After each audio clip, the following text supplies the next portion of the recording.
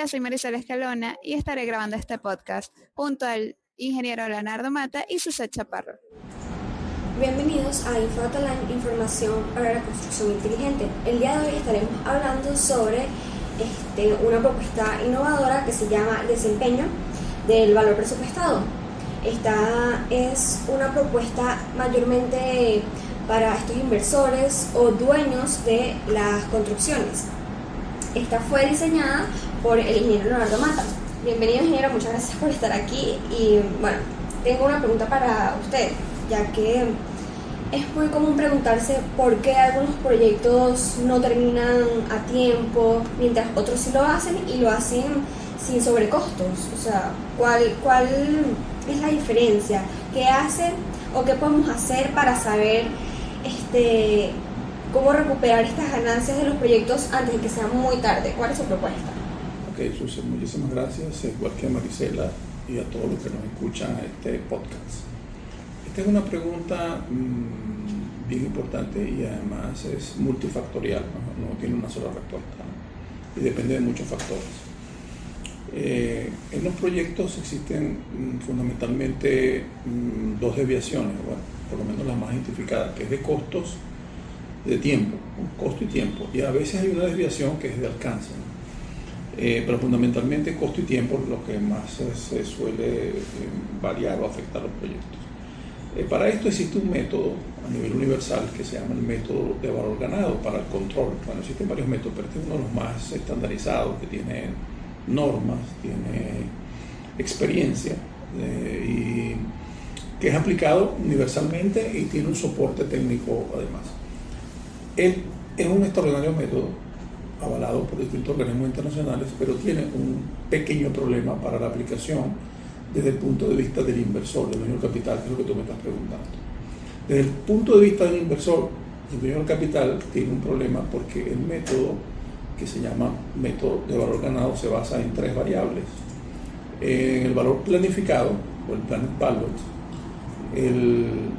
el valor ganado, que más o menos se puede asimilar a lo que se ejecuta, y la tercera variable, que se llama el costo actual o el actual cost, que usualmente se suele extraer de la contabilidad o de los costos reales del contratista o del ejecutor del trabajo. Esto hace que se complique el método porque usualmente es difícil acceder a esa información, que es una información contable de cada contratista, ¿no? Entonces, a nivel internacional, por las investigaciones que hemos hecho y este paper que hemos preparado, paper más o menos extenso de 200 páginas, podemos decir que en la mayoría de los países del mundo donde se aplica, por ejemplo en Estados Unidos es una obligación y lo van a seguir aplicando los ejecutores, que son los contratistas, los que ejecutan el trabajo. Pero desde el punto de vista que controla, el que pone el dinero, no accede a esos números, sino accede a través de indicadores nada más. En España igualmente aplican indirectamente el método, pero tiene ese problema. Entonces, el problema fundamental es que no es fácil acceder a los costos del contratista. Entonces, hay una propuesta que se ha hecho de aplicar una variación del método que no sería método de valor ganado, sino que lo hemos llamado el método del desempeño del valor presupuestado. Ese método nos va a permitir responder por qué se ha retrasado la obra, cuánto se ha gastado, cuánto falta por gastar y cuánto tiempo falta por ejecutar, pero desde el punto de vista del contratante, no desde el punto de vista del contratista. Esa sería la propuesta.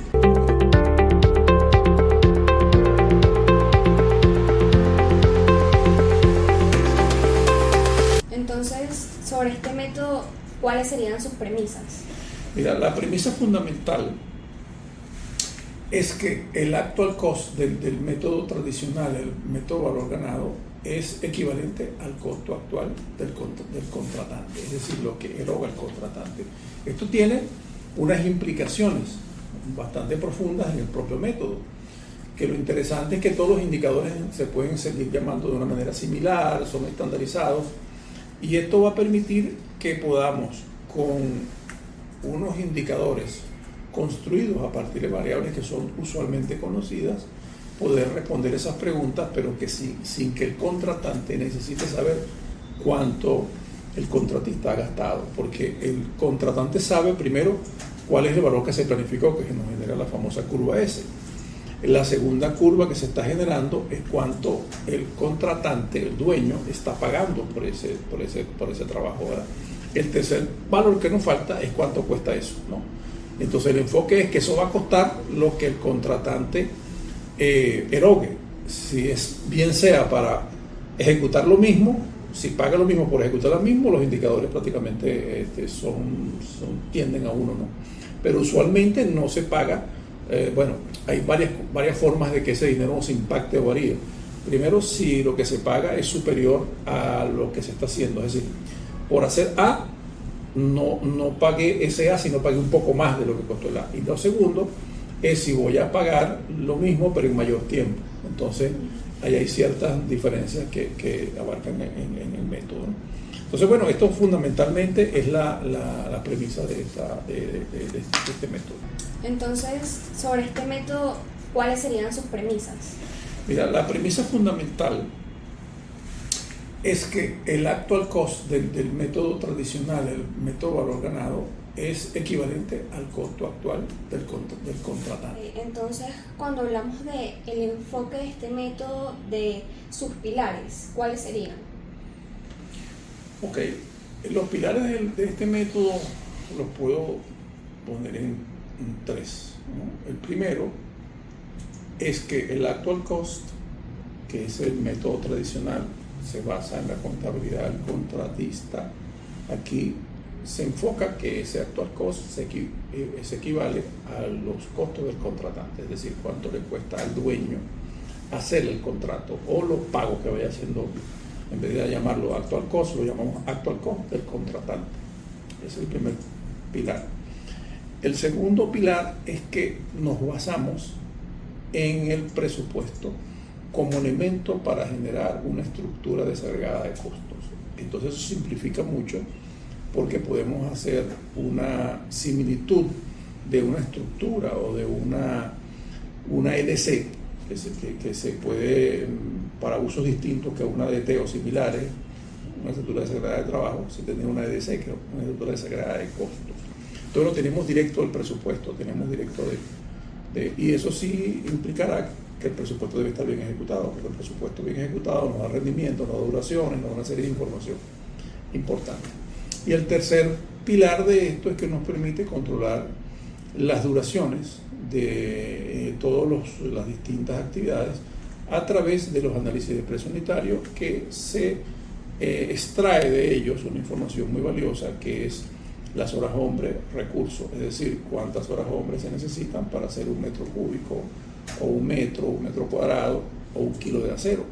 Eso me implica a mí que yo puedo todas las unidades de un presupuesto trasladarlas a una sola unidad, que es horas hombre, saber cuántas horas hombre tiene un presupuesto y poder controlar de una manera efectiva a través de una curva S, aplicando el método valor ganado, hablar del alcance, cómo estamos controlando el alcance, porque ahí se puede controlar alcance, tiempo y costo. Entonces esas variables, que con dinero y con tiempo podemos perfectamente controlar un proyecto a sabiendas que ese actual cost no es el costo actual del contratista, sino es el costo actual de lo que eroga el contratante. Esos son los pilares del método.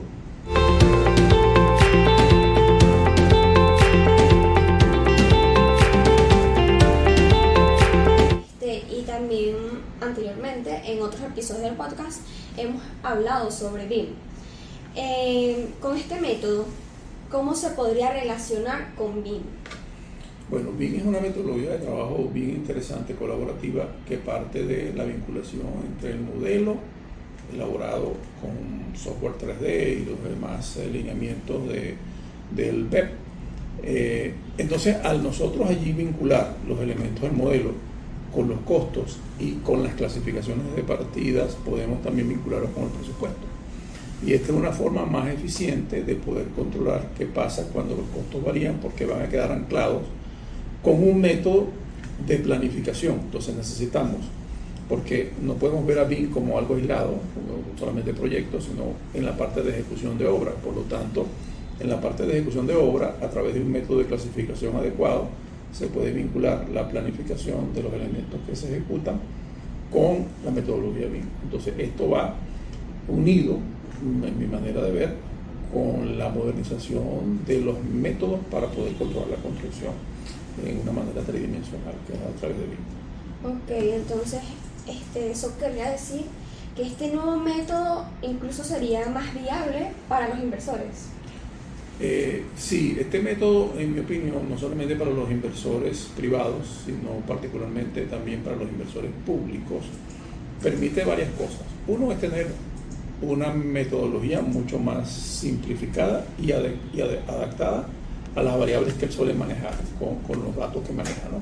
Cuánto paga, cuántas evaluaciones se han ejecutado y cuánto es el valor planificado que se tuvo desde el principio del proyecto. Otra cosa, esto no va a generar una serie de indicadores, que esos indicadores son estandarizados a nivel, vamos a decir, internacional, porque no son el método directamente, pero son una inferencia del método. Y entonces esto nos va a poder permitir hablar un lenguaje universal, no utilizar los métodos que se suelen utilizar en otros países, o aquí mismo en Venezuela mucho, se utiliza mucho ese método, que es el método de la ponderación, que está basado mucho en las experiencias de los profesionales, cómo ponderan un proyecto.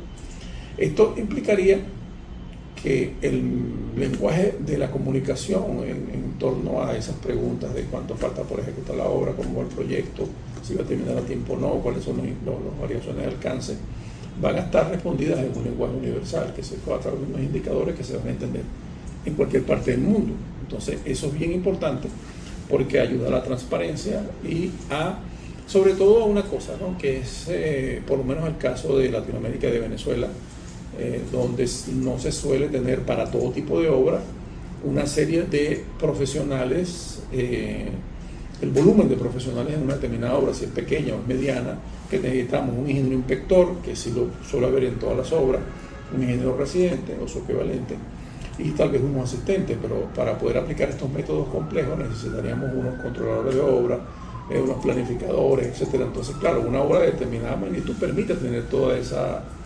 infraestructura de personas en una obra, ¿no? Pero una obra pequeña, pues usualmente lo que tiene es un personal mínimo, ingeniero inspector, ingeniero residente o director del proyecto, y en algunos casos asistente. Entonces, con estos métodos simplificados podemos de manera eficiente poder aplicar una metodología estandarizada y factible que nos da estos valores, ¿no? Entonces, creo que con este método, este método del desempeño de valor presupuestado, haciendo un símil con el método del valor ganado, podemos tener una manera eficiente de controlar las obras. Muchas gracias por su explicación, ingeniero, y muchas gracias a ustedes por escucharnos. Los veo en el próximo episodio de InfoData Line, podcast por la construcción inteligente.